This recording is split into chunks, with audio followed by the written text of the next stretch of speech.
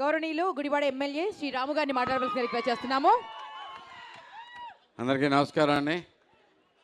హాయమ్మా, బాగున్నారా? కంగ్రాచులేషన్స్. ఈరోజు super star Krishna గారి విగ్రహావిష్కరణలో మేము కూడా పాల్గొనడం చాలా ఆనందంగా ఉంది. పెద్దలందరితోనూ చాలా ఇంతమంది పెద్దలతో అనుకుని నేను కూడా ఇక్కడ పాల్గొనడం నిజంగా అదృష్టం. కృష్ణ గారి ఫ్యాన్స్ అంటే ఫ్యాన్స్ని ఒక కల్ట్ లాగా తీసుకెళ్ళిన మహానుభావుడు సూపర్ స్టార్ కృష్ణ గారు. నాకు చిన్నప్పటి నుంచి చాలా అనుబంధం ఉంది. అవును,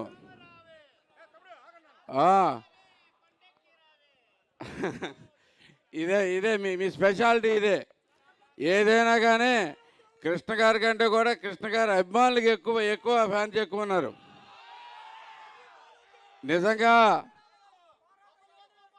నిజంగా చాలా అనుబంధం ఉంది నాకు. 50 ఏళ్ళ నుంచి చూస్తూ ఉన్నాను గుడివాడలో కృష్ణ ఫ్యాన్స్ ఉండే స్ట్రాంత్.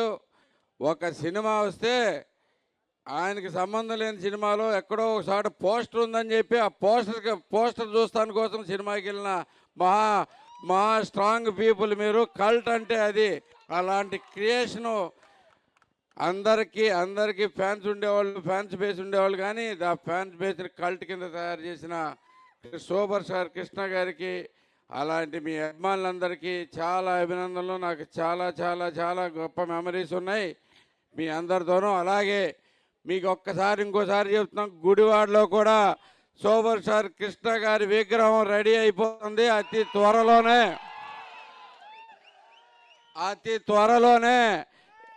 త్వరలోనే స్టార్ట్ చేసుకోబోతున్నాం ఇక్కడ Gudivada super star fans association. Rajendra, మీకు సంగతి తెలుసా? ఈయన గుడివాడ ఎమ్మెల్యే ఎవరు నోటిచ్చాడు తెలుసుగా? కొట్కా రాని.